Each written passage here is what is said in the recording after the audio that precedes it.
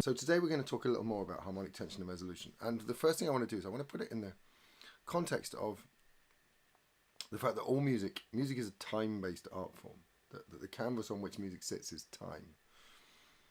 And so as we journey through time with a piece of music, there are a number of aspects that lead us in certain directions, and that because our relationship with time is anticipatory, we're constantly wondering what's going to happen next, and that wondering can either be a comfortable space where we know what's going to come next and we're looking forward to it, or it can be a questioning space where we're not quite sure what's going to happen but are quite excited about the possibilities, or it can be a troubling space where the thing that's coming next we're actually kind of expecting to be something unpleasant or something that is going to kind of, you know, trouble us in some way. And as we shifted the bass note under that, or the bass note in the loop shifted, we could hear that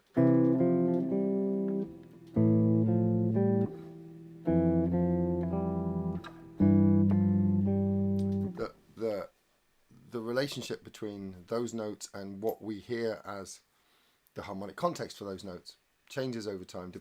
And for us as bass players, the key kind of element to understanding this is that actually that we hear harmony from the bottom up. C with the E in the bass and C with the G in the bass. All variations on C major.